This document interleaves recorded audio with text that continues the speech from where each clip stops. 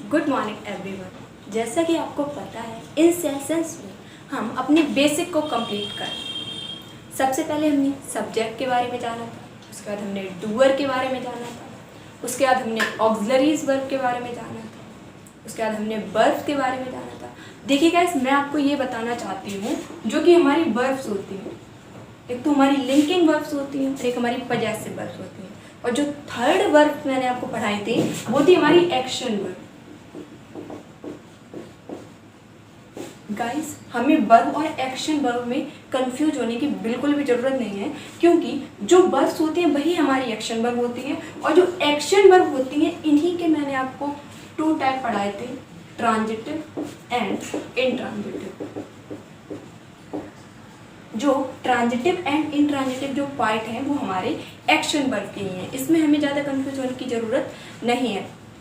इसके बाद गाइस, हमने नाउन के बारे में पढ़ा था, नाउन क्या होता है, उसके सारे टाइप्स पढ़े थे। उसके बाद हमने पढ़ा था प्रोनाउन के बारे में, और उसके हम टाइप्स पढ़ रहे हैं।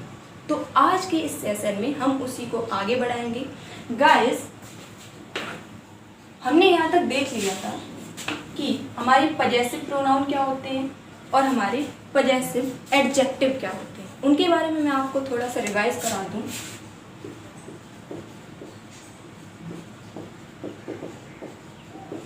पजेसिव प्रोनाउन,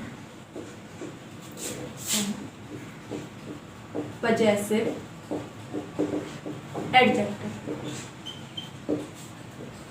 ठीक है, पजेसिव प्रोनाउन के अंदर आता है हमारा माइन, अवर्स, योर्स,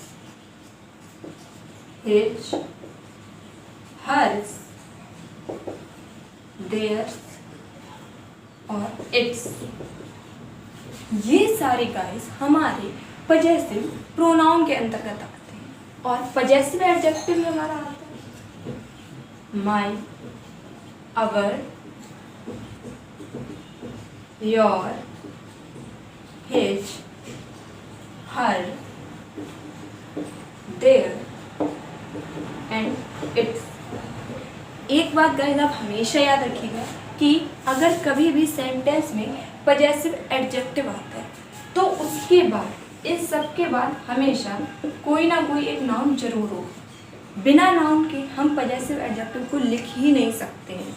लेकिन अगर सेंटेंस में पजेसिव प्रोनाउन आता है तो इनके बाद नाउन नहीं होगा, इनके बाद कभी भी नाउन नहीं होगा। ये हमेशा अकेले होते हैं, क्योंकि ये जो होते हैं नाउन को रिप्लेस करके ही तो यूज़ किए जाते हैं। गाइस, बस एक बात हमें ध्यान रखनी है कि जो शब्द नाउन को रिप्लेस करके उनकी जगह पे यूज़ किए जाते हैं वो होते हैं हमारे प्रोनाउन, और जो शब्द, जो वर्ड्स हमें नाउन को क्वालिफाई करें या फिर नाउन की विशेषता बताएं या फिर नाउन पर अपने अधिकार को बताएं, उन्हें हम एडजेक्टिव कहते हैं। जैसे कि हम एग्जाम्पल लेते हैं, अगर हम एग्जाम्पल लें,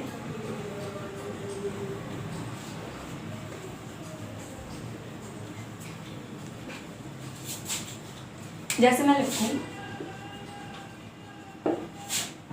दिस कार इज योर्स। इस सेंटेंस में गाइस देखिए, दिस कार इज योर्स, यह कार तुम्हारी है। इसमें गाइस कार ये तो हो गया हमारा नाउन, क्योंकि ये जो दिस है हमारा डायरेक्ट नाउन से जुड़ा हुआ है। ये बात गाइस मैं आपको पिछले सेशंस में बता चुकी हूँ। गाइस, मैं आपको बस थोड़ा सा रिवाइज करा रही हूँ ताकि हम आगे के टॉपिक को और अच्छी तरह से क्लियर कर पाए।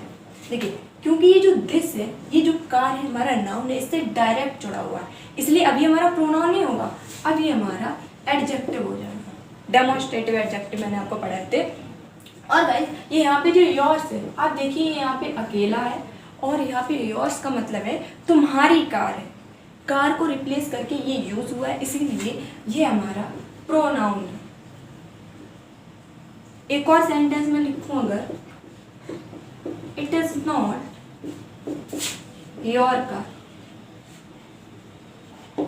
इस वाले सेंटेंस में भी गाइस देखिए आप, कार ये हमारा नाउन है और इससे ये जो योर है ये डायरेक्ट जुड़ा हुआ है, यानी कि ये हमारा पजेसिव एडजेक्टिव है। अभी कुछ देर पहले मैंने आपको गाइस ये बताया था, अगर कभी सेंटेंस में पजेसिव एडजेक्टिव आता है तो उसके बाद नाउन जरूर आएगा। देखिए, योर के बाद नाउन जरूर ही आया है। इसी तरह से और अगर मैं सेंटेंस लिखूं, this is a nice pen. अब गाइस इस सेंटेंस में देखिए यहाँ पे ये दिस है, ये अकेला, ये नाउन को रिप्लेस किया इसने कि यह पेन है, ये बहुत अच्छा है। ये जो दिस है ये पेन के लिए यूज हुआ है, इसीलिए दिस हमारा यहाँ पर प्रोनाउन है। कहने का मतलब गाइस ये है कि कोई वर्ड एक्चुअल में क्या होता है इससे इतना फर्क नहीं पड़ता है, जैसा कि मैं आपको अपने हर सेशंस में भी बताती हूँ कोई वर्ड किसी सेंटेंस में क्या फंक्शन करता है। अब गाइस देखिए इस सेंटेंस में दिस है, ये सीधा नाउन से जुड़ा हुआ है, इसलिए इसमें सेंटेंस में ये हमारा एडजेक्टिव हो गया। लेकिन इस सेंटेंस में ये दिस है जो अकेला और ये हमारा नाउन को रिप्लेस करके यूज हुआ है, इसीलिए ये हमारा प्रोनाउन है। आगे बढ़ते हैं।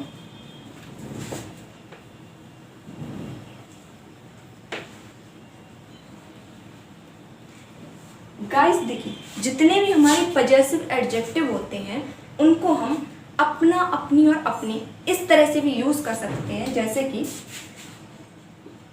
माय हो गया, अवर हो गया, your, his, her, their and its. इन सभी गाइस हमारे एडजेक्टिव होते हैं, पजेसिव एडजेक्टिव। और गाइस इनको हम तब भी यूज करते हैं जब हमें सेंटेंस में अपना, अपनी या फिर अपने का सेंस हो। मैंने क्या बताया, जब भी सेंटेंस में अपना, अपनी, अपने का सेंस दिखाना हो उस टाइम पर भी हम पजेसिव एडजेक्टिव का यूज करते हैं। जैसे कि एक सेंटेंस देखो मैं यहाँ पे कि लोग दीपावली पर अपने घरों को सजाते हैं। सेंटेंस क्या हमारा कि लोग दीपावली पर अपने घरों को सजाते हैं। तो इसको हम अगर ट्रांसलेट करें तो इस तरह से हो जाएगा कि people celebrate their houses on Deepawali.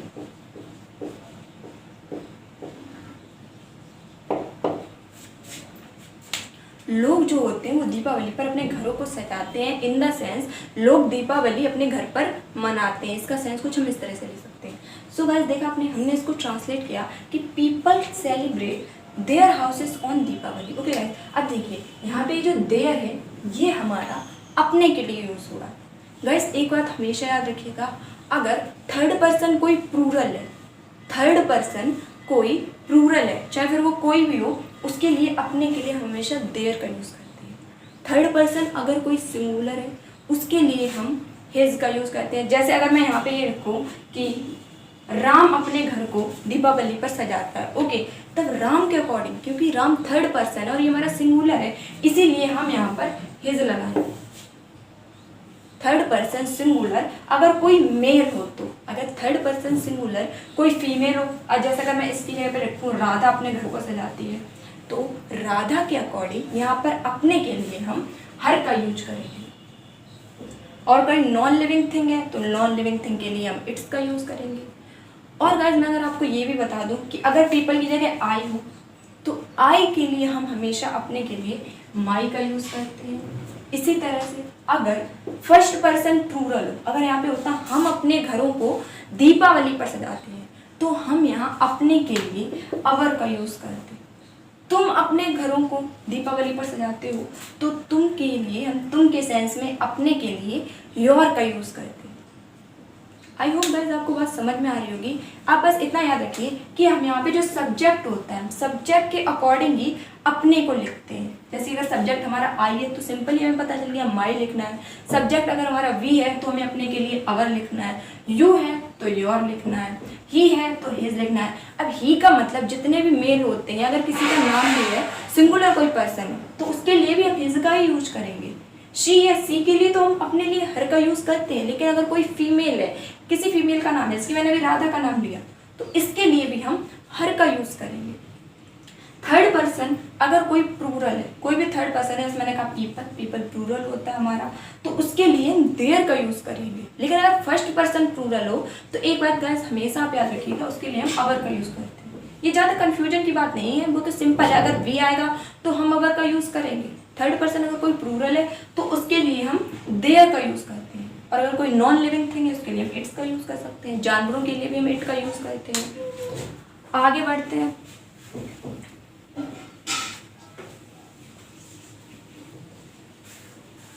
जैसे अगर मैं एक सेंटेंस लिखूं कि राखी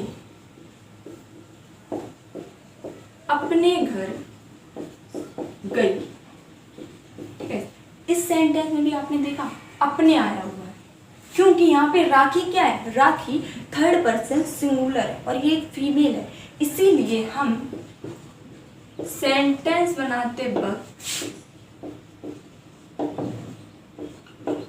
हम अपने के लिए यहाँ पर हर का यूज करेंगे। राखी वेंट टू हर हाउस। और अगर इसी जगह पे मैं किसी मेल का नाम लिख दूं, जैसे कि राकेश वेंट टू, अब गाइस हम यहाँ पे अपने के लिए किसका यूज करेंगे, हिज का यूज करेंगे, हिज हाउस। अगर मैं ये लिखूं कि मैं अपने घर गई तो इसको हम इस तरह से लिखेंगे, I went to my house. I hope guys आपको समझ में आया होगा कि हम अपना, अपनी और अपने के लिए भी हम पजेसिव एडजेक्टिव का यूज करते हैं, और जिस हिसाब से हमारा सब्जेक्ट होता है उसी के अकॉर्डिंग हम अपने की इंग्लिश को लगाते हैं। अब हम आगे बढ़ते हैं।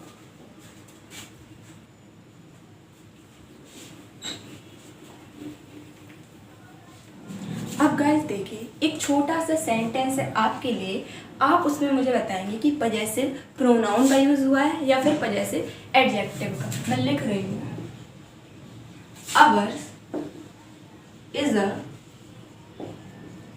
Great country. इस सेंटेंस में गाइस आप सोचिए, आप बताइए कि यहाँ पे हमने ये अवर्स का यूज किया है, ये हमारा पजेसिव प्रोनाउन है या फिर पजेसिव एडजेक्टिव है? जल्दी से बताइए गाइस। आपने पता कर लिया होगा कि ये क्या है, तो गाइस अब मैं आपको बता देती हूँ, ये जो अवर्स है ये हमारा पजेसिव प्रोनाउन है। क्योंकि देखिए गाइस, यहाँ पे जो अवर्स का मतलब है, वो अवर का मतलब यहाँ पे अवर कंट्री से, कहने का सेंस ये है कि our country is a great country, कि हमारी जो कंट्री, हमारा देश है वो एक महान देश है। देखिए गाइस, ग्रामेटिकली क्या होता है कि अगर हम एक ही नाउन को बार बार यूज़ करते हैं, एक ही नाउन को बार बार यूज़ करते हैं तो वो ठीक नहीं माना जाता। इसीलिए तो प्रोनाउन को पढ़ते हैं कि अगर हम कोई स्टोरी टेल कर रहे हैं या कुछ और कर रहे हैं, सेंटेंस मेकिंग कर रहे हैं, तो एक बार अगर हमने नाउन का यूज़ कर लिया है तो उसकी जगह पे हम प्रोनाउन का यूज़ करते हैं। अगर सिंगुलर है, मेल है, तो उसके लिए ही का यूज़ करेंगे, प्लूरल है, थर्ड पर्सन, तो उसके लिए दे का यूज़ करेंगे। इसीलिए गाइस, यहाँ पे जो अवर्स है ये हमारा अवर कंट्री का सेंस दे रहा है, इसीलिए ये हमारा पजेसिव प्रोनाउन है। और देखिए गाइस, ये हमारा यहाँ पे अकेला ही है, इसने इतने नाउन को रिप्लेस किया हुआ है अवर कंट्री को, और उसकी जगह पे अवर्स का यूज हुआ है, इसीलिए हमारा यहाँ पे पजेसिव प्रोनाउन है। अब गाइस, जैसा कि मैंने आपको पिछले सेशंस में ये बताया था कि मैं रिफ्लेक्सिव प्रोनाउन या फिर एम्पेटिक प्रोनाउन के बारे में आपको नेक्स्ट सेशन में बताऊंगी। तो गाइस, आगे का टॉपिक हमारे यही है कि रिफ्लेक्सिव प्रोनाउन और या हमारे एम्पेटिक प्रोनाउन किसे कहते हैं।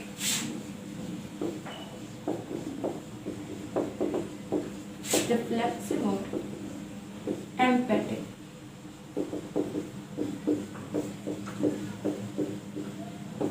देखिए, प्रोनाउन होते हैं, जैसे कि जो मैं रिफ्लेक्सिव या एम्पेटिक जो प्रोनाउन होते हैं वो होते तो एक ही हैं, लेकिन वो कब रिफ्लेक्सिव होते हैं एंड कब एम्पेटिक होते हैं, इस सेशन में हम उसके बारे में जानेंगे। देखिए, आई का अगर हम रिफ्लेक्सिव की बात करें तो वो होता है हमारा माई सेल्फ। वी के रिफ्लेक्सिव की बात करें तो वो होता है अवर सेल्फ।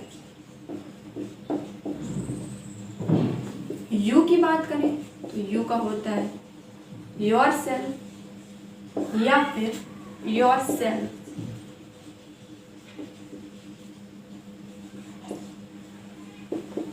अगर मैं ही की बात करूं तो उसका होता है हिमसेल्फ। शी की बात करूं तो उसका होता है हरसेल्फ। इट की बात करूं तो इटसेल्फ। और दे की बात करूं तो हो जाता है देमसेल्फ। गाइस, इन सारे वर्ड का जो मीन्स होता है वो होता है खुद या फिर स्वयं। यानी कि अगर हम लिखें खुद से या फिर खुद को, स्वयं से या फिर स्वयं को। गाइस, ये सारे जो वर्ड्स होते हैं वो इन सारे वर्ड्स का मीन्स ही होता है स्वयं या खुद, खुद से या फिर खुद को, स्वयं से या फिर स्वयं को। इस सेंस में हम इन सारे वर्ड्स का यूज करते हैं। आई के लिए माई सेल्फ, अगर बी के लिए हमें खुद का यूज करना तो आवर सेल्फ का यूज करेंगे। यू के लिए योर सेल्फ या फिर योर सेल्फ का भी कभी कभी यूज करते हैं। देखिए अगर यू है, हमारे सामने कोई एक इंसान खड़ा है, ठीक है, तो हम उस टाइम पर यू के लिए योर सेल्फ का यूज करेंगे। अगर हमारे सामने बहुत सारे लोग हैं, ठीक है, तब भी तो हम उन्हें यू ही कहेंगे। उस टाइम पर हम योर सेल्फ का यूज करते हैं। ये छोटा सा हमारा कॉन्सेप्ट है। ई के लिए हिमसेल्फ होता है, सी के लिए हर सेल्फ, इट के लिए इट सेल्फ एंड दे के लिए देम सेल्फ होता है। अब गाइस, मैं आपको एक एग्जांपल दूं, उसके थ्रू आप और अच्छे से समझ पाएंगे कि ये जो हमारे प्रोनाउन होते हैं कब रिफ्लेक्सिव होते हैं एंड कब एम्पेटिक होते हैं।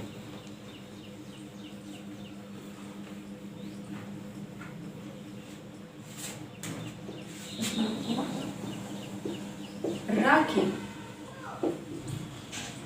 डेकोरेटेड हर रूम हर सेल। राखी ने अपना रूम खुद सजाया। इसका सेंस क्या हुआ? देखा, हर सेल्फ, ये जो वर्ड होते हैं इन सब का यूज हम खुद के सेंस में करते हैं। इसका मतलब ये हुआ, इस सेंटेंस का जो मीन्स है वो कुछ इस तरह से है, राखी ने अपना कमरा खुद सजाया। अब गाइस देखिए, ये जो यहाँ पे हर सेल्फ यूज हुआ है ये हमारा रिफ्लेक्सिव प्रोनाउन है, क्योंकि ये राखी को रिफ्लेक्ट कर रहा है। देखिए, अगर हम पूछे हर सेल्फ तो निकल के क्या आएगा?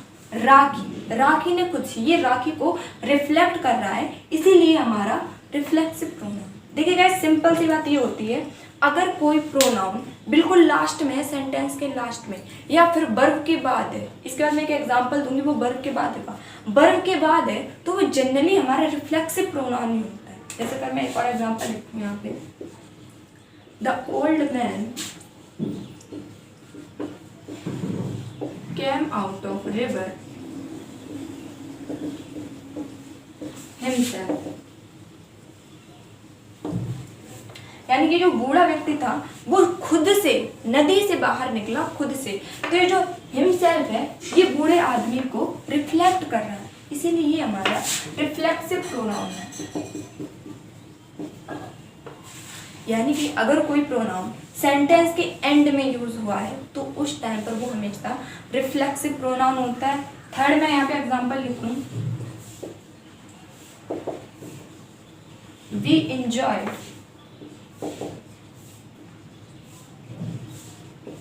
themselves, हमने खुद से वहां एंजॉय किया। ओके गाइस, अब देखिए एंजॉयड क्या है? ये हमारी वर्ब है, हमारी एक्शन वर्ब है।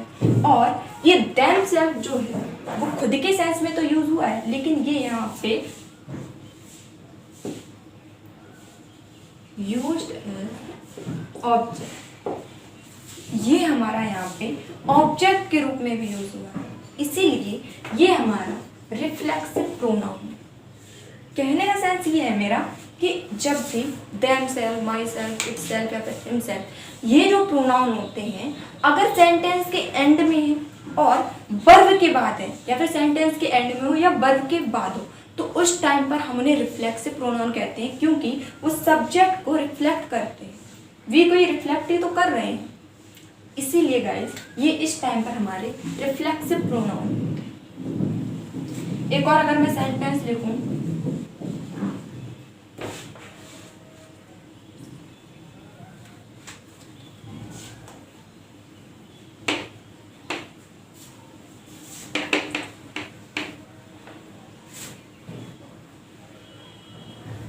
अगर गाइस मैं सेंटेंस लिखूं जैसे कि the young man killed himself, यानी कि जो युवा आदमी था, जो आदमी था, उसने खुद को ही मार लिया। तो ये क्या है, ये जो हिमसेल्फ है ये रिफ्लेक्ट कर रहा था यंग मैन को, और ये सेंटेंस के पीछे आया है, वर्ब के बाद आया है, इसीलिए ये हमारा रिफ्लेक्सिव प्रोनाउन है। एक और बात गाइस, अगर हम रिफ्लेक्सिव प्रोनाउन का यूज ऑब्जेक्ट की जगह पे करते हैं, एज अ ऑब्जेक्ट करते रहे, तो इनकी पैसिव नहीं बनती। इससे पहले वाला जो मैंने सेंटेंस लिखा था कि वी इंजॉयड देमसेल्फ देयर, उस सेंटेंस की भी पैसिव नहीं बनेगी, क्योंकि हमने वहां पर जो रिफ्लेक्सिव प्रोनाउन है उसको वहां पर हमने एज अ ऑब्जेक्ट यूज किया। गाइस दो बातें मैं आपको बताना चाहूंगी, दो बातें एक्सप्लेन करना चाहूंगी कि पहले तो ये कि अगर किसी प्रोनाउन का यूज ऑब्जेक्ट के बाद में हुआ है या फिर सेंटेंस के बिल्कुल एंड में हुआ है, तो उस टाइम पर वो प्रोनाउन, और हर प्रोनाउन ऐसा नहीं होता है, जितने भी हमारे सेल्फ वाले प्रोनाउन होते हैं इनके एंड में सेल्फ लगा होता है, अगर वो सेंटेंस के एंड में या फिर ऑब्जेक्ट की जगह पे यूज हुए हैं तो उस टाइम पर वो हमेशा हमारे रिफ्लेक्सिव प्रोनाउन होते हैं, वो कभी भी एम्पैथिक प्रोनाउन नहीं होते। और एक और बात आप ये भी याद रखिए कि इस तरह के सेंटेंस की पैसिव नहीं बनती है जिनके वर्ब के बाद हमने रिफ्लेक्सिव प्रोनाउन का यूज किया है, उन सेंटेंस की पैसिव नहीं बनती है। अब गाइस आपको ये शायद समझ में आया होगा कि रिफ्लेक्सिव प्रोनाउन हम माई सेल्फ इटसेल्फ को कब बोलते हैं, जब वो वर्ब के बाद आए, एज अ ऑब्जेक्ट यूज हुए हो, या फिर बिल्कुल सेंटेंस के एंड में है। अब गाइस मैं आपको एम्पैथिक प्रोनाउन का जरा एक एग्जांपल दूं कि कब हमारा प्रोनाउन एम्पैथिक कहलाएगा।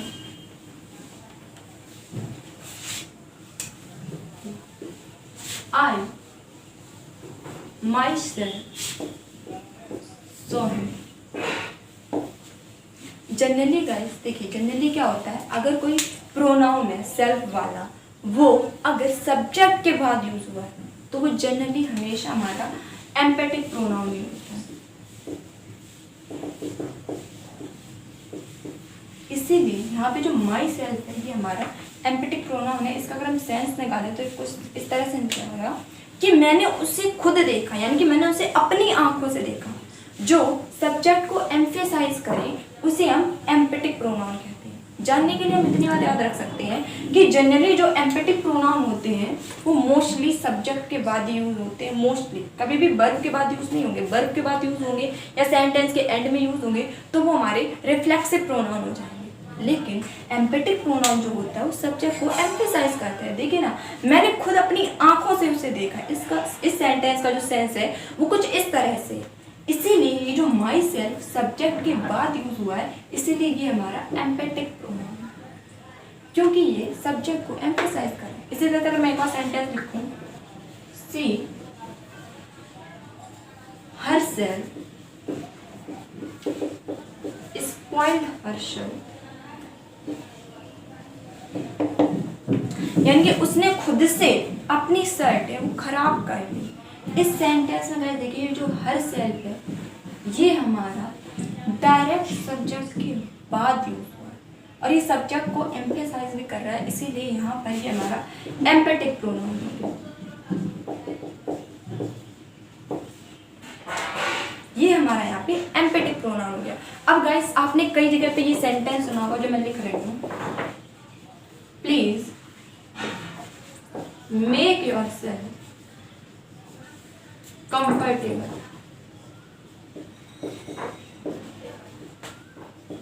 गाइस आपने कई जगह पे ये सेंटेंस सुना होगा कि प्लीज मेक योरसेल्फ कंफर्टेबल, ठीक है। तो इस टाइम पर ये जो हमारा योरसेल्फ है, ठीक है गाइस, मेक क्या होती है, हमारी वर्ब होती है, क्योंकि ये जो योरसेल्फ है हमारा वर्ब के बाद यूज हुआ है, एज एन ऑब्जेक्ट यूज हुआ है, इसीलिए जो योरसेल्फ है यहाँ पर हमारा रिफ्लेक्सिव प्रोनाउन है।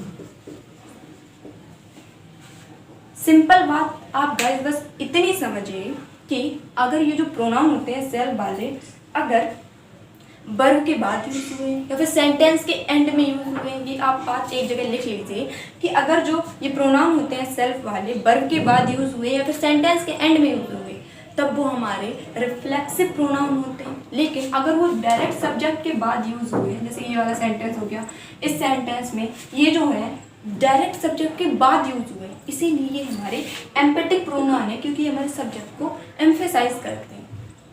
आगे हम बढ़ते हैं।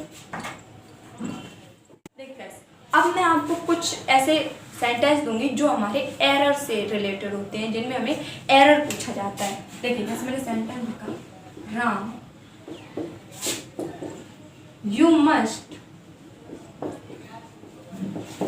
Do it yourself. Okay guys, ये जो सेंटेंस हमारा एरर से रिलेटेड सेंटेंस है, क्योंकि गाइस हमने प्रोनाउन पढ़ लिए हैं, एम्पेटिक प्रोनाउन भी पढ़ लिए हैं। ओके गाइस, अब देखिए इस सेंटेंस में हमारा एरर क्या है, किस तरह से जान सकते हैं। सबसे पहले तो अगर हम इसका मीन्स निकालें कि राम कोई लड़का है, हम उसको बोल रहे हैं कि राम तुम्हें यह खुद करना है।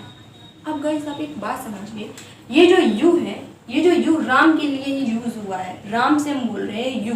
राम क्या हमारा सिंगुलर है और राम हमारा एक है, तो राम के लिए हम खुद के लिए क्या योर सेल्फ लगा सकते हैं। जैसे कि मैंने आपको गाइस बताया था कि हम जो सिंगुलर होता है उसके लिए योर सेल्फ नहीं बल्कि योर सेल्फ का यूज करते हैं।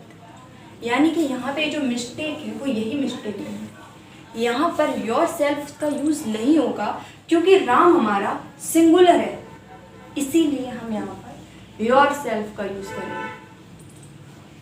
इस सेंटेंस में यही हमारा एरर था कि अगर सब्जेक्ट हमारा सिंगुलर तो हमने योर सेल्फ का यूज कैसे करते हैं, हम नहीं करेंगे, यहाँ पर हम योर सेल्फ का यूज करेंगे। अगर गाइस इसी की जगह ये सेंटेंस होता, boys you must do it yourself. अगर मैं इस सेंटेंस की बात करूं तो इस सेंटेंस का मीन्स कुछ इस तरह से निकलेगा कि लड़कों यह काम तुम्हें खुद करना है। अब गाइस देखिए ये जो बॉयज है ये क्या हमारा प्लूरल है, और प्लूरल के लिए अगर हम यू का यूज करते हैं तो उस टाइम पर हम इसमें योर सेल्फ का यूज नहीं करेंगे, हम योर सेल्फ का यूज करेंगे। गाइस देखिए बात बहुत छोटी होती है कि your self and your self, लेकिन इसी टाइप के एरर हमारे एग्जाम में भी आते हैं। हमसे पूछा जाता है इसमें एरर क्या है, तो उस टाइम पर हमें सब्जेक्ट के अकॉर्डिंग सेंस लगा के यहाँ देखना होता है। अगर प्लूरल है, यू का यूज हमने किसी प्लूरल के लिए किया है तो उस टाइम पर हम योर सेल्फ का यूज करेंगे, योर सेल्फ का। लेकिन अगर यू का यूज हमने किसी सिंगुलर पर्सन के लिए किया है तो हम वहाँ पर योर सेल्फ का यूज करते हैं। इस बात को गाइस आप हमेशा याद रखिएगा, इस टाइप के एरर्स हमारे पेपर में भी आते हैं। आगे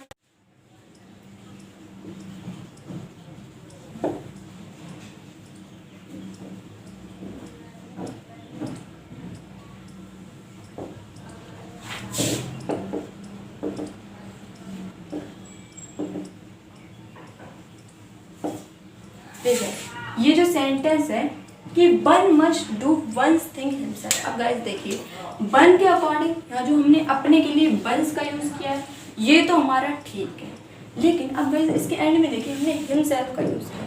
हिमसेल्फ का यूज हम किसके लिए करते हैं, ही हो तो उसके लिए हम हिमसेल्फ का यूज करते हैं, या फिर कोई सिंगुलर पर्सन हो, सिंगुलर थर्ड पर्सन हो, कोई प्रोनाउन जैसे राम हो गया, हरि हो गया, कोई नाम हो। ओके गाइस, लेकिन यहाँ पे हमने वन का यूज किया है, सब्जेक्ट आप देखिए, तो क्या हम यहाँ पे हिमसेल्फ का यूज कर सकते हैं, क्या ये यहाँ पे सही है हमारा? ये हमारा यहाँ पर बिल्कुल गलत है, क्योंकि वन आया है तो वन के लिए हम हिमसेल्फ का यूज नहीं करेंगे, वन के लिए हम वन सेल्फ का यूज करेंगे। वन मतलब कि कोई एक, देखिए ये जो वन होता है कोई पर्सन, देखिए कोई भी पर्सन होता है वो कॉमन नाउन के अंतर्गत आता है। कॉमन नाउन मैंने आपको नाउन के सेशन में पढ़ाए थे। कॉमन नाउन वो होते हैं मतलब कि कॉमन होते हैं, मतलब जैसे कि डॉक्टर हो गया, वो आइदर मेल भी हो सकता है आइदर फीमेल भी हो सकता है, आइदर मेल और फीमेल, कॉमन नाउन उसे कहते हैं। जिसमें मेल भी आता है फीमेल भी आता है। तो डॉक्टर हो गया, टीचर हो गया, ये हमारी मेल भी हो सकती है एंड फीमेल भी हो सकती है। तो जितने हमारे पर्सन्स जो होते हैं वो हमारे कॉमन नाउन के अंदर करते आते हैं। इसीलिए हमने यहाँ पे जो वन का यूज़ किया है, वन के लिए हम यहाँ पे हिमसेल्फ का नहीं बल्कि वन सेल्फ का यूज़ करेंगे। अब गाइस एक और इस टाइप एरर्स भी आते हैं, जैसे कि besides see her brother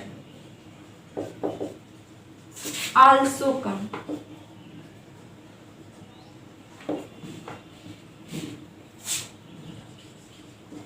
also can, sorry देखिए, बिसाइड से हर ब्रदर आल्सो कैन, उसके अतिरिक्त उसका भाई भी आया। ये सेंटेंस देखने में तो हमें बिल्कुल ठीक लग रहा है, हाँ सही है, लेकिन गाइस पिछले सेशन में मैंने आपको बात एक ये और बताई थी कि अगर कभी हम प्रेपोजिशन के बाद प्रोनाउन का यूज़ करते हैं तो उस प्रोनाउन की हमेशा ऑब्जेक्टिव फॉर्म का यूज़ होता है, सब्जेक्टिव फॉर्म का यूज़ नहीं होता। क्योंकि जो सी है ये हमारी सब्जेक्टिव फॉर्म होती है, ये हमारी बिल्कुल गलत है। यहाँ पर हमारी शी की ऑब्जेक्टिव फॉर्म यानी हर का यूज़ होगा। Besides her brother also can, ये सेंटेंस हमारा सही होगा, ना कि ये besides see her brother also can. ये सेंटेंस देखने में तो बड़े अच्छे लगते हैं हमें, लेकिन ये जो सेंटेंस होते हैं बिल्कुल सही नहीं होते हैं। कभी भी प्रेपोजिशन के बाद हम हमेशा प्रोनाउन की ऑब्जेक्टिव फॉर्म का यूज़ करते हैं।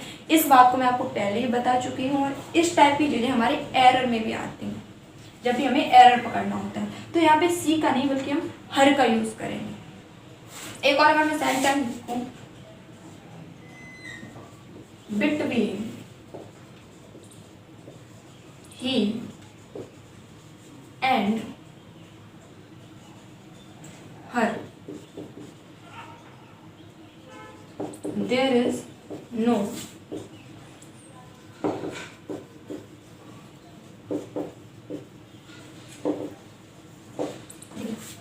Between he and her there is no misunderstanding. इस सेंटेंस का मतलब ये है कि उसके और उसके बीच में कोई भी मिसअंडरस्टैंडिंग नहीं है। अब गाइस देखिए, बिटवीन हमारा क्या है, प्रेपोजिशन, और प्रेपोजिशन के बाद हमने देखिए किसी भी प्रोनाउन की सब्जेक्टिव फॉर्म का यूज़ कर दिया। तो जो सब्जेक्टिव फॉर्म ही है हमारी ये गलत है। यहाँ पे एरर हमारा इस सेंटेंस में यही है कि हमने प्रेपोजिशन के बाद अगर हम प्रोनाउन का यूज़ करेंगे तो वो सब्जेक्टिव फॉर्म में नहीं होना चाहिए, वो हमेशा ऑब्जेक्टिव फॉर्म में होना चाहिए। हालांकि जो हर है ये तो है हमारा ऑब्जेक्टिव फॉर्म में, लेकिन जो ही है ये हमारा सब्जेक्टिव फॉर्म में है, इसीलिए जो सेंटेंस है वो हमारा गलत है। इसकी जगह पर हम ही नहीं बल्कि हिम का यूज़ करेंगे। जब हम ये लिखेंगे between him and her there is no misunderstanding, तब ये सेंटेंस हमारा करेक्ट होगा। तो गाइस ये कुछ एरर होते हैं हमारे प्रोनाउन से रिलेटेड, जिसमें ये एरर हम तभी पकड़ पाएंगे गाइस जब हमें प्रोनाउन अच्छे से पता हो, क्योंकि आप सभी ने प्रोनाउन अच्छे से सीखा है, इस सेशन में भी सीखा है प्रोनाउन, और प्रोनाउन से रिलेटेड अब आप एरर्स अच्छे से पकड़ सकते हैं। कोई भी कंफ्यूजन हुआ करे तो आप पूछ लिया कीजिए। देखिए गाइस, अभी तक हमने नाउन डिस्कस कर लिए, प्रोनाउन डिस्कस कर लिए, अब हम गाइस बात करेंगे एडजेक्टिव्स के बारे में। गाइस देखिए, अभी इन सारी चीज़ों को मैं एक इंट्रोडक्टरी वे में ले रही हूँ ताकि सेंटेंस कराते वक्त इन सारी चीज़ों को बीच में एक्सप्लेन ना करना पड़े, और सेंटेंस करते वक्त हम इन सारी चीज़ों को बीच में समझ भी नहीं सकते, इसीलिए मैं इन सबको थोड़ा थोड़ा ब्रीफ में आपको समझा रही हूँ। तो गाइस बात करते हैं एडजेक्टिव की, जिसे हम हिंदी में विशेषण कहते हैं।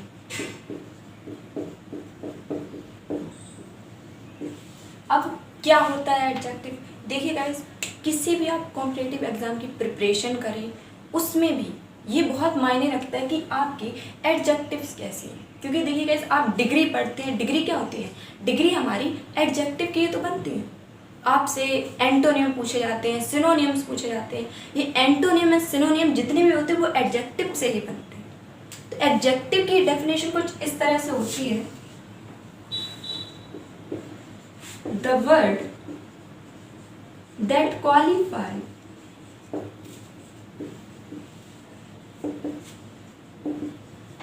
a noun, pronoun is called adjective।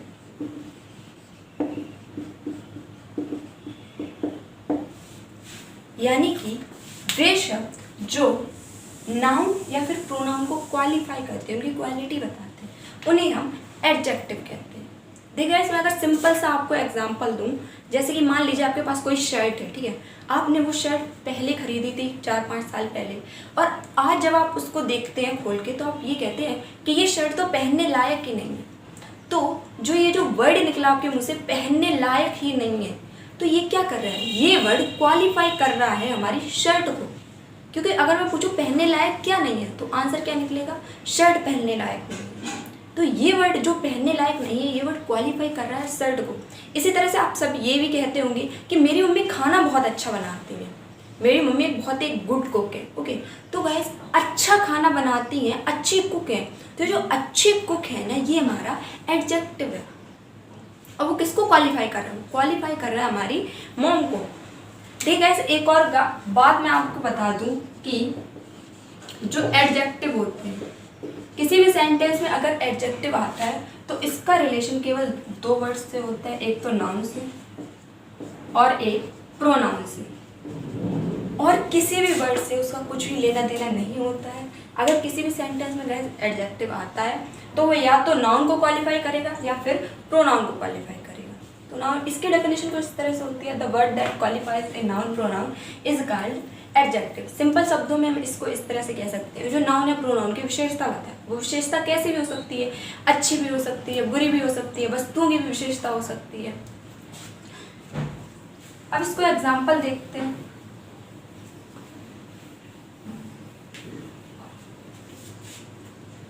जैसे मैंने लिखा, Ragini loves her younger brother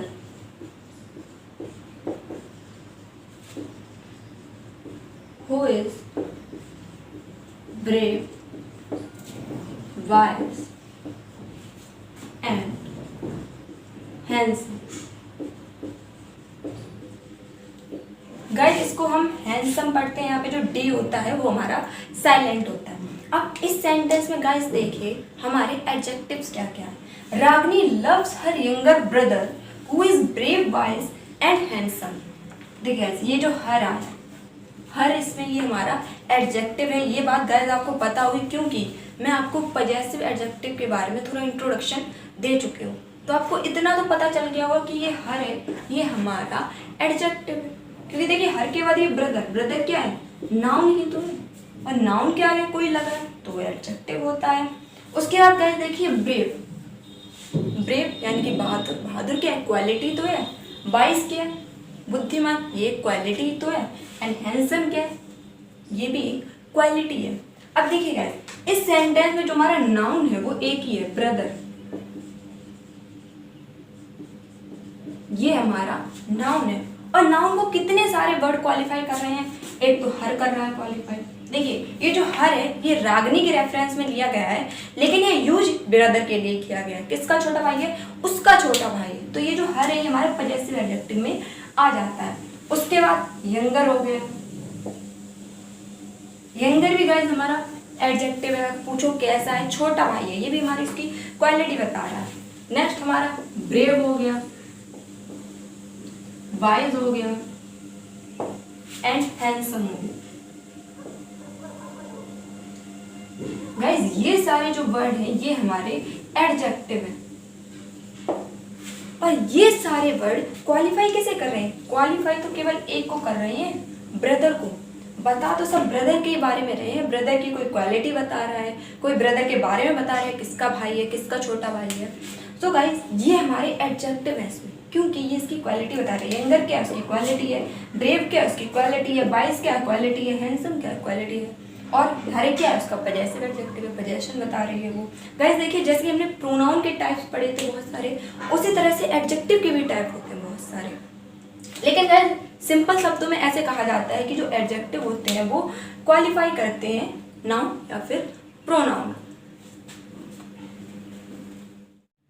देखिए गाइस अब हम एडजेक्टिव की बात कर रहे हैं, तो एडजेक्टिव भी हमारे बहुत से टाइप के होते हैं। जैसे हमने प्रोनाउन पढ़ा था, सबसे फर्स्ट नंबर पे जो सबसे ज़्यादा इम्पॉर्टेंट है वो होता है एडजेक्टिव्स ऑफ क्वालिटी, यानी कि ऐसे एडजेक्टिव जो किसी इंसान की या फिर किसी थिंग यानी कि वस्तु की क्वालिटी बताएं। इनको डिस्क्रिप्टिव एडजेक्टिव भी बोला जाता है, इनका दूसरा नाम होता है। तो जैसे कि एडजेक्टिव ऑफ क्वालिटी हमें नाम से ही समझ में आ रहा है कि ऐसे एडजेक्टिव जो किसी इंसान की क्वालिटी होता है, वो क्वालिटी कैसी भी हो सकती है, अच्छी भी हो सकती है, बुरी भी हो सकती है। जैसे कि मैंने आपको भी शुरुआत में एक एग्जांपल दिया था कि जो शर्ट है वो कैसी है, पहनने के लायक ही नहीं है। तो जो पहनने के लायक नहीं है वो क्या है, शर्ट है, ये हमारा एडजेक्टिव है, उसको क्वालिफाई कर रहा है। उसी तरह से किसी भी इंसान के अंदर कैसी भी क्वालिटी हो सकती है और वस्तु के भी अंदर क्वालिटी होती है। यहाँ पे कुछ एग्जाम्पल लिखे हैं, एग्जाम्पल से मैं आपको समझाना चाहूँगी। जैसे कि ब्रेव, अब कोई इंसान ब्रेव होता है, कोई बहादुर होता है, तो बहादुर क्या क्वालिटी, और क्वालिटी अब किसी वस्तु के अंदर थोड़ी ना होगी, वो तो एक इंसान के अंदर होगी।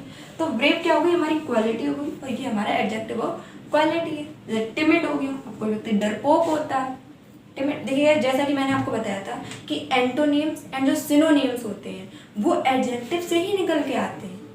एडजेक्टिव के ही हमें एंटोनिम पूछे जाते हैं, एडजेक्टिव के ही हमसे सिनोनिम्स पूछे जाते हैं। जैसे कि ब्रेव का हो गया टिमिड। कॉवर्ड भी होता है, कॉवर्ड यानी कि जो कायर होता है उससे बोलते हैं कि क्या है, इंसान की क्वालिटी ही तो है। ओल्ड क्या है, क्वालिटी है, पुराना है, ओल्ड को पुराना का भी सेंस लेते हैं हम।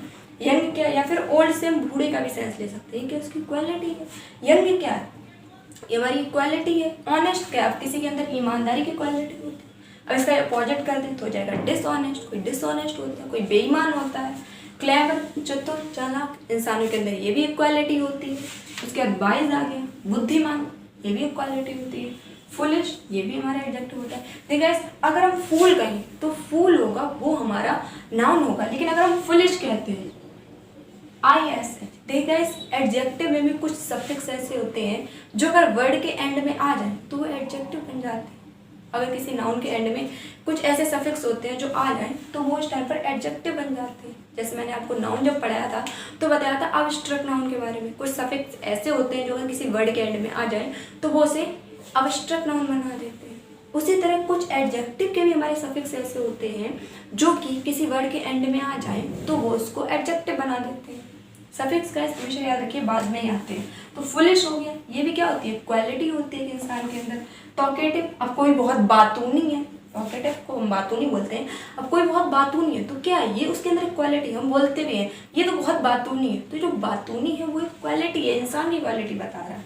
अब कोई टॉल है, लंबा है, कोई शॉर्ट भी हो सकता है, ये भी उसकी क्वालिटी है। ब्लाइंड, कोई यानी कि अंधा है, कोई ब्लाइंड है। डिफ भी हो सकता है, कोई बहरा जिसे हम बोलते हैं। जेनरस, जेनरस भी हो सकता है। गाइस जेनरस को हम उदार बोलते हैं, कोई उदार भी हो सकता है, इंसान की सब क्वालिटी होती है। काइंड, कोई जैसे हम बोलते हैं बहुत काइंड हार्टेड है, दयालु प्रवृत्ति का है, तो काइंड हार्टेड जो है वो क्वालिफाई कर रहा है किसी नाउन को, किसी भी नाउन को हम बोल सकते हैं कि जैसे कि राम है बहुत ही काइंड हार्टेड है, तो जो काइंड है ये हमारा एडजेक्टिव है, ये क्वालिटी बता रहा है राम की। उसी तरह से क्रूल हो गया, ये भी हमारी एडजेक्टिव है। पेशेंट हो गया, ये भी हमारा एडजेक्टिव है। जैसे गैस आपको पता होगा कि जो पेशेंस होता है वो हमारा नाउन होता है, लेकिन पेशेंस से जो हमारा पेशेंट बन गया है ये हमारा एडजेक्टिव है। पेशेंट यानी कि धैर्यवान, इसको धैर्यवान भी बोलते हैं। ठीक है, ये सारी क्वालिटी तो हो गई किसी इंसान के अंदर। अगर हम किसी इंसान की क्वालिटी लिखने को बैठ जाए तो हजारों क्वालिटी हो सकती है एक इंसान के अंदर। यहाँ तो मैंने कुछ एग्जाम्पल्स दिए आपको समझाने के लिए। एक इंसान के अंदर हजारों क्वालिटीज हो सकती है। और जैसे कि इंसानों के अंदर क्वालिटीज होती है, उसी तरह वस्तुओं के अंदर भी क्वालिटी होती है। जैसे कि हम कहें वॉशेबल, कोई वस्तु है वॉशेबल, धोने लायक है, तो वो क्या हुई, वस्तु की क्वालिटी तो गई। जैसे कुछ कपड़ों पे लिखा होता है ओनली मशीन वॉश, आपने सुना होगा ओनली मशीन वॉश, उन्हें केवल मशीन से ही धो सकते हैं। तो ये क्या होती है, कपड़ों की क्वालिटी ही तो होती है। कपड़े क्या है, थिंग होती है, वस्तु होती है। ड्रिंकेबल, ड्रिंकेबल क्या है, कोई भी पानी है, कोई जूस है, हम उसे कहिए ड्रिंकेबल, ये पीने होंगे, तो ये क्या होगी, उस जूस की या फिर उस पानी की क्वालिटी होगी कि वो पीने होंगे। फ्लेक्सिबल, और कुछ वस्तुएं होती है फ्लेक्सिबल होती हैं, कुछ वस्तुएं रिजिड होती हैं यानी कठोर होती हैं कुछ वस्तुएं। अब ह्यूज ले लें, कुछ वस्तुएं ह्यूज यानी कि विशाल होती हैं। देखिए ह्यूज एंड मैसिव का सेम मीन होता है, थोड़ा सा बस अंतर होता है। मैसिव मीन्स भी विशाल होता है, ह्यूज मीन्स भी विशाल ही होता है। कुछ वस्तुएं मैसिव हो सकती हैं, ये भी वस्तुओं की क्वालिटी होती है। टाइनी हो सकती हैं कुछ वस्तुएं, एक्सपेंसिव हो सकती हैं कुछ वस्तुएं, चीप यानी कि सस्ती हो सकती हैं कुछ वस्तुएं क्वालिटी होती है ये, कॉस्टली हो सकती हैं कुछ वस्तुएं, ये भी क्वालिटी है, इंपॉर्टेंट हो सकती है कुछ वस्तुएं, यूजफुल हो सकती हैं कुछ वस्तुएं, उसके बाद प्राइसलेस हो सकती है। प्राइसलेस मीन्स गैस बहुमूल्य होता है, जो कीमती चीज़ होती है। कुछ वस्तुएं प्राइसलेस होती हैं, कुछ वस्तुएं प्रीसियस होती हैं। तो कहने का मतलब ये है गाइस, अगर हम किसी भी इंसान की या फिर किसी वस्तु की क्वालिटी बताने बैठ जाए तो हजारों क्वालिटी मिल जाएंगी आपको। तो ये सारी जो क्वालिटी होती है गाइस, जो किसी इंसान के अंदर हो, किसी वस्तु के अंदर हो, तो ये सारी क्वालिटी हमारी एडजेक्टिव्स ऑफ क्वालिटी कहलाते हैं। ये हमारे एडजेक्टिव का ये पार्ट होता है। एडजेक्टिव के भी गाइस पार्ट होते हैं, जैसा कि मैंने आपको बताया नाउन के पार्ट होते हैं, प्रोनाउन के भी पार्ट होते हैं, उसी तरह से एडजेक्टिव के भी पार्ट होते हैं। तो सबसे फर्स्ट नंबर पे हमारा होता है एडजेक्टिव ऑफ क्वालिटी, और ये हमारा बहुत इंपॉर्टेंट भी है, जिसको हम डिस्क्रिप्टिव एडजेक्टिव भी बोलते हैं, जिसमें किसी भी इंसान या फिर किसी भी वस्तु की क्वालिटी के बारे में बताया जाए। आई होप आपको समझ में आया। The king was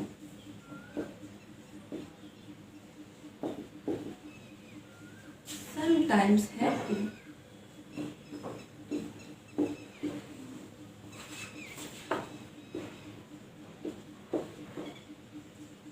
sometimes angry,